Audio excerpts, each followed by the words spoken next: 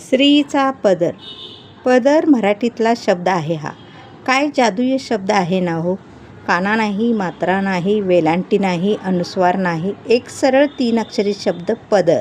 पण केवढं विश्व सामावलेलं आहे त्यात. किती अर्थ, किती महत्त्व. काय आहे हा पदर? साडी नेसणाऱ्या स्त्रीच्या खांद्यावर रुळणारा मीटर दीड मीटर लांबीचा भाग. तो स्त्रीच्या लज्जेचे रक्षण तर करतो. सगळ्यात महत्त्वाचं हे काम त्याचं. सौंदर्य खुलवण्यासाठी स्त्री सुंदरसा पदर असलेली साडी निवडते. सण समारंभात तर छान छान पदरांची जणू स्पर्धाच लागलेली असते. सगळ्या जणींची पदरावर चर्चा असते. लहान मूल आणि आईचा पदर हे अजब नातं आहे. मूल तानं असताना आईच्या पदराखाली जाऊन अमृत प्राशन करण्याचा हक्क बजावतं.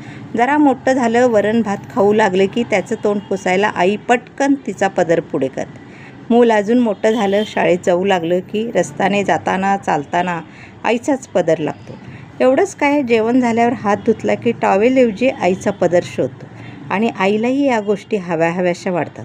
मुलांना पदराला नाक जरी पुसलं तरी ती रागवत नाही.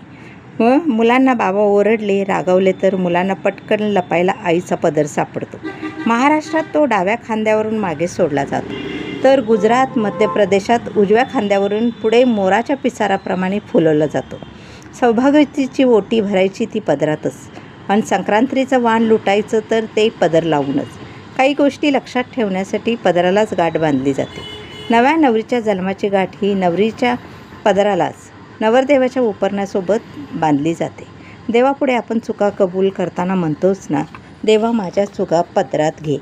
मुलगी मोठी झाली की आई तिला साडी नेसायला शिकवते, सावरायला शिकवते आणि म्हणते, तू पडलीस तरी चालेल, पदर पडू देऊ नकोस. अशी ही आपली भारतीय संस्कृती. ही आहे आपली पारंपरिक भारतीय संस्कृती. धन्यवाद.